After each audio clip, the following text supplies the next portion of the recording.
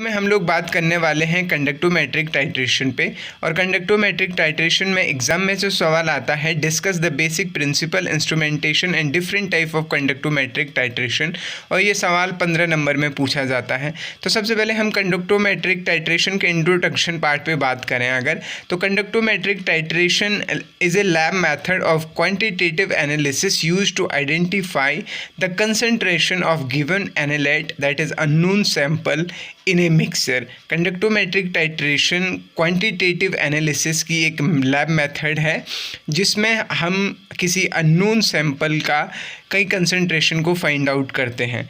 It involve the continuous addition of a reactant to a reaction mixture and with the help of change in conductivity the concentration of unknown solution mixer is calculated।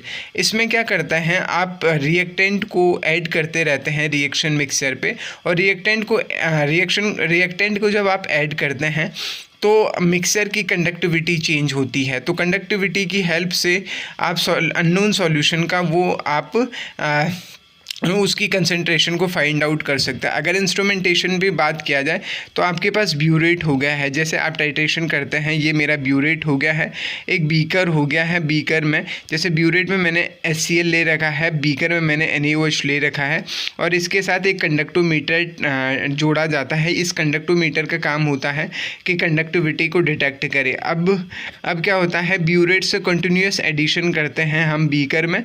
HCl जो burette में होता है उसकी concentration पहले से non होती है, NaOH जिसकी कंसंट्रेशन नॉन नहीं होती है, लेकिन चेंज इन कंडक्टिविटी के कंडक्टिविटी में जो चेंज हो रहा है उसकी मदद से हम इस जो बीकर में आपका जो NaOH है उसकी कंसंट्रेशन को हम फाइंड आउट कर सकते हैं। तो ये बेसिक सी बात इस पे है। अगर हम प्रिंसिपल पे आएँ, the principle of conductometric titration depend on the fact that is during the titration one ion is replaced by another and both the ions have different ionic conductivity, so on the replacement of ion the conductivity changes. क्या होता है कि conductometric titration में इस बात पे निर्भर करता है, जो इसका प्रिंसिपल है कि टाइट्रेशन के दौरान एक आयन दूसरे आयन को क्या करता है, रिप्लेस करता है। और क्योंकि दोनों आयनों की अलग अलग आयनिक कंडक्टिविटी होती है, तो आयन के रिप्लेसमेंट की वजह से कंडक्टिविटी क्या हो जाती है, बदल जाती है। तो हम एक ग्राफ प्लॉट करते हैं, कंडक्टिविटी और वॉल्यूम एडिड के बीच का ग्राफ खींचते हैं। तो 4 तरीके से बेसिक प्रिंसिपल काम करते हैं। पहला पॉइंट है कि when small ion is replaced by larger ion conductivity falls. अगर कोई स्मॉलर आयन है, let us consider H positive ion है, और उसको लार्जर आयन जैसे Na पॉजिटिव से अगर आपने रिप्लेस किया तो कंडक्टिविटी आपकी क्या हो जाएगी, फॉल हो जाएगी, क्योंकि स्मॉलर आयन आपका ज़्यादा मूवेबल होगा in comparative of your larger ion. दूसरा फैक्ट है कि जो लार्जर आयन है अगर उनको रिप्लेस किया जाए स्मॉलर आयन से तो कंडक्टिविटी इंक्रीज हो जाती है। जैसे मेरे पास Na पॉजिटिव है, ये लार्जर आयन है, इसको आपने H पॉजिटिव से रिप्लेस कर दिया है तो कंडक्टिविटी क्या हो जाएगी, इंक्रीज हो जाएगी। तीसरा पॉइंट है कि जब आपका वीक इलेक्ट्रोलाइट रिप्लेस करेंगे आप स्ट्रॉन्ग इलेक्ट्रोलाइट से तो कंडक्टिविटी इंक्रीज हो जाएगी, क्योंकि वीक इलेक्ट्रोलाइट का डिसोसिएशन कंप्लीटली नहीं होता है तो पूरी तरीके से मूव नहीं कर पाते हैं। लेकिन जब आप किसी वीक इलेक्ट्रोलाइट की जगह पे स्ट्रॉन्ग इलेक्ट्रोलाइट का यूज़ करते हैं, जैसे आपने वीक इलेक्ट्रोलाइट आपका एसिटिक एसिड था, इसकी जगह पे जब आपने HCl यूज़ किया तो कंडक्टिविटी आपकी क्या हो जाएगी, इंक्रीज हो जाएगा। चौथी इंपॉर्टेंट बात है कि आपका जो स्ट्रॉन्ग इलेक्ट्रोलाइट को अगर आप किसी वीक इलेक्ट्रोलाइट से रिप्लेस करते हैं तो आपकी कंडक्टिविटी क्या हो जाती है, चेंज हो जाती है, या वो क्या हो जाती है, कंडक्टिविटी डिक्रीज हो जाती है।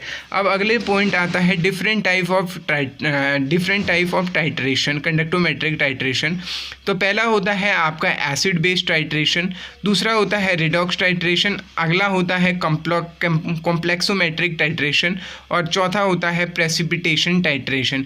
इसमें से हम एसिड बेस्ड टाइट्रेशन पे बात करेंगे। अब ये जो एसिड बेस्ड टाइट्रेशन भी है ये 4 तरीके के होते हैं। पहला हो गया है strong acid versus strong base, दूसरा हो गया है week acid versus weak base, तीसरा हो गया आपका week acid versus strong base, और चौथा हो गया strong acid versus weak base. मतलब क्या है, पहला स्ट्रॉन्ग स्ट्रॉन्ग, दूसरा वीक वीक, तीसरा वीक स्ट्रॉन्ग, और अगला वीक वीक स्ट्रॉन्ग वीक हो गया। तो इस तरीके से 4 चीज़ों पे हम बात करेंगे। तो पहला है जो है आपका टाइप वो है एसिड बेस टाइट्रेशन में strong acid versus strong base. तो जैसे स्ट्रॉन्ग एसिड मेरा HCl हो गया है और स्ट्रॉन्ग बेस क्या हो गया है, NaOH हो गया है। तो इस टाइट्रेशन में ब्यूरेट में हम HCl लेंगे जिसका कंसनट्रेशन नॉन रहेगा, और बीकर में हम क्या लेंगे, NaOH लेंगे। अगर मैं इसका ग्राफ खींचूँ तो वाई एक्सेस पे मैं कंडक्टिविटी डिस्कस करूँगा और एक्स एक्सेस पे मैं क्या करूँगा, वॉल्यूम एडेड डिस्कस करूँगा। तो इस तरीके से मेरा कुछ है। नीचे मेरे पास एक बीकर है, जिस बीकर में मेरे पास क्या है, नीचे मेरे पास NaOH है और बीकर में NaOH है। मैंने ब्यूरेट ले रखा है और इस ब्यूरेट में मेरा क्या है, ये मेरा ब्यूरेट है, और इस ब्यूरेट में हमारा क्या है, एस ब्यूरेट से आप क्या कर रहे हैं, HCl ऐड कर रहे हैं। तो जब आप HCl को NaOH के साथ ऐड करेंगे तो न्यूट्रलाइजेशन रिएक्शन होगा। बेसिकली जब आप क्या करेंगे, पहला स्टार्टिंग में H पॉजिटिव की मोलर कंडक्टिविटी ज़्यादा, आयनिक कंडक्टिविटी ज़्यादा होगी क्योंकि वो स्मॉलर आयन है। लेकिन जैसे ही आपका HCl NaOH के साथ इंटरेक्ट करेगा तो H पॉजिटिव आयन आपका Na पॉजिटिव आयन से रिप्लेस हो जाएंगे। तो सॉल्यूशन में आपके पास H पॉजिटिव और Na पॉजिटिव 2 आयन्स होंगे। तो पहले इसकी कंडक्टिविटी क्या हो जाएगी, डिक्रीज़ हो जाएगी। पहले डिक्रीज़ हो जाएगी, मिनिमम पॉइंट पे पहुंचेगी, और उसके बाद फिर क्या हो जाएगी, इंक्रीज़ हो जाएंगे। अगर हम इसको देखते हैं, A से B में जो डिक्रीज़ हुआ है वहाँ पे क्या हुआ है, जो स्मॉलर आयन है H पॉजिटिव वो रिप्लेस हो गए हैं लार्जर आयन Na पॉजिटिव से। इसकी वजह से कंडक्टिविटी क्या हुई है, डिक्रीज़ हुई है। जबकि आप B से C वाले ग्राफ में देख रहे हैं increase in the concentration due to excess of NaOH। तो अगर मैं A से B वाले पॉइंट पे देखूँ तो आपका लार्जर आयन जो है, स्मॉलर आयन रिप्लेस हो गया लार्जर आयन से, तो इसलिए कंडक्टिविटी डिक्रीज हो गई है, और कंडक्टिविटी बढ़ी है किसकी वजह से, एक्सेस ऑफ NaOH से। तो दूसरा वाला जो ग्राफ है जो हमें समझना है, strong acid versus weak base. Strong acid मेरे पास HCl हो गया और वीक बेस मेरे पास NH4OH हो गया है। इसका मतलब हम ब्यूरेट में HCl डाल रहे हैं और बीकर में हमारे पास क्या है, NaOH है। अब क्योंकि स्टार्टिंग में HCl की आयनिक कंडक्टिविटी ज़्यादा होगी, जब HCl NH4 ion positive ion से रिप्लेस होगा तो उसकी कंडक्टिविटी कम हो जाएगी, क्योंकि लार्जर स्मॉलर आयन रिप्लेस हो रहा है लार्जर आयन से, और उसके बाद कांस्टेंट हो जाएगी। अब ऐसा क्यों हुआ है, A से B जो वाला रीज़न है, A से B वाला रीज़न है, इस A से B वाले रीजन में आपकी कंडक्टिविटी डिक्रीज़ हो रही है, क्योंकि जो स्मॉलर H पॉजिटिव आयन है उसकी जगह पे लार्जर NH4 पॉजिटिव आयन आ जा रहे हैं।